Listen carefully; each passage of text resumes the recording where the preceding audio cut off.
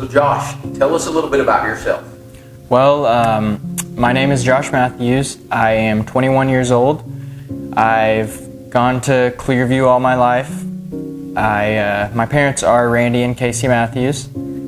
I got married this year not this year, last year, to Cameron Hurd, which is Cameron Mathews now, but that's basics about me. Josh, tell us a little bit about your hobbies, what you enjoy doing. Well, a few of the hobbies that I like are, I like to game, I like to make music, I like to play music, I like to do a lot of things. I like to fish sometimes, things like that. Is it true that you killed, what's the guy's name? Ninja. Ninja, yes. It is true. Okay. It is true. Okay, I heard that alleged talk. Back in the day. Okay. So Josh, tell us what happened to you that helped you identify a habit that you needed to stop. Okay, so something that happened to me that helped me identify a habit that I know needed to stop was when I started my job at First National. It was around that time. I remember I was gaming a lot. I mean, I was 2 years into college at that point, all online. Didn't actually have to go to class any days of the week, so most of my time was doing what I wanted to do and what I wanted my schedule to look like. So I would stay up late, play games with friends late at night. I mean, I love gaming, so that's what I like to do and spend my time on. So it was around that time. I didn't have a job. I didn't have any really real responsibilities at the time. And so I was happy, but then once I started my job, the first few days I felt just different, and I knew I felt different once I started because I just really wasn't happy. I was dreading every day. I was dreading going home. I was dreading going to work. I was dreading the drive to work. It wasn't a fun time at all. And I remember that a few days after I'd started there, I was still training, I'm pretty sure, but I came home and it was an evening, and I was taking some laundry to the laundry room, and as I was back there, I was putting my clothes in there, and I saw my mom out of the corner of my eye, and I was feeling really down, and I really didn't even want to have a conversation with her or talk to her. I wanted to get back to my room so I wouldn't just burst out in tears right there because my life was so bad, and I just felt like my life was ending and I would never be happy again. But she looked at me and she knew something was wrong even before I told her anything, which was crazy, but she is my mom. And so I think that was the turning point of when I was like, okay, there's some habits I have that I need to change or fix. And so my mom really helped me that night because we read the Bible, we talked about what I was struggling with, why I was feeling that way, and honestly that night we really couldn't pinpoint one thing, we couldn't pinpoint two things of why I felt that way, why I felt like I wasn't happy at all. But we prayed together. I remember my sister was there too, I think. And so it was just, I really felt loved, and we prayed together. So I felt like the next day might bring something new, and it really did. And so, that's the turning point, I'm pretty sure. So how did you identify the habits, and then how did you stop the habits that were bad? Okay, so identifying them, I think that number one, having my mom there with me to talk to me and point out some things that I might have been not thinking were as significant as they were, such as gaming every night and making gaming such a big deal in my life, really.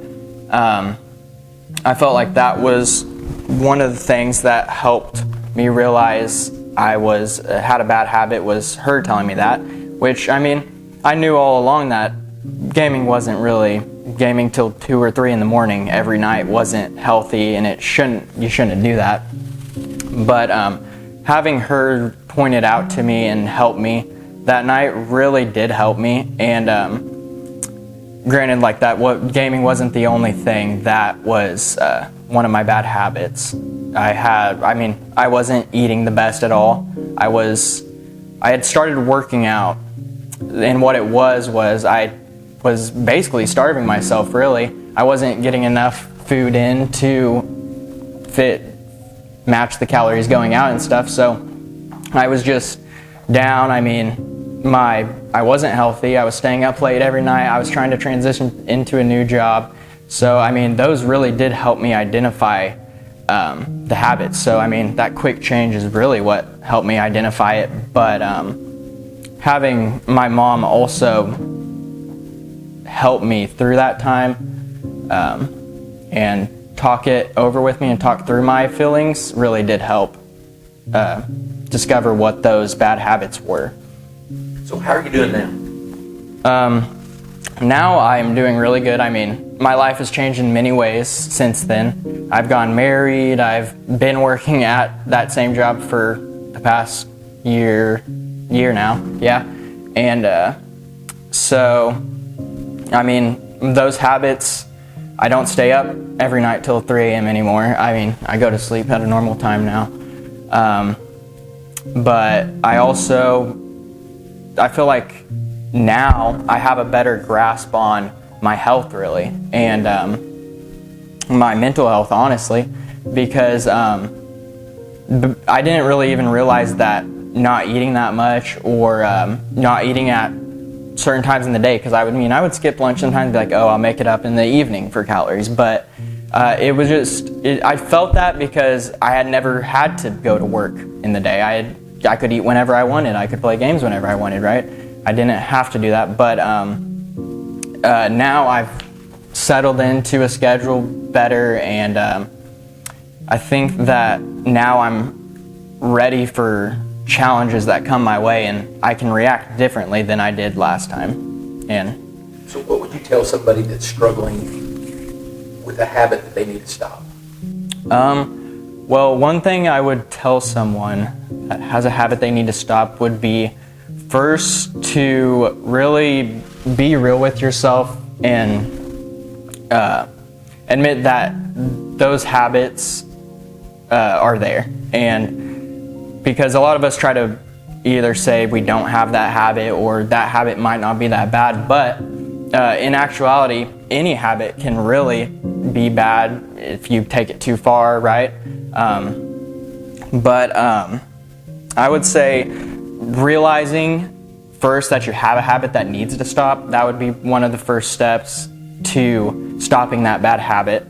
But second, I think something that helped me was having someone there for me, whether it be your spouse, your mom, your sister, your brother, whoever you can really talk to and be real with, right? I think that helped me. Another thing that really helped me was getting into the Word. One thing I haven't really touched on yet was at that time, I was not as close to God, and I didn't know Jesus the same way I know Him now. I feel like me going through those changes and fixing those bad habits, and granted, I still do have bad habits, but going through that really did draw me closer to God because I was reading the Bible more. I was listening to worship music on the way to work when I would wake up. I was purposefully putting in my mind things that I knew were good, even though I might not have wanted to do them at the time. I was putting them in there because that's what you need to do. And now I'm ready for new challenges because I know what to do when they come up. But so for advice, I would say draw closer to God, really. I mean, do everything you can. Read the Bible, sing to Him, right? There were some songs that I listened to that really stuck with me, and I would listen to them every morning because of how powerful they really were and how much I believed in them, really. And so, yeah, that's what I would say would help. One of the things. Josh, thank you so much for telling your story, and we love you. We love you.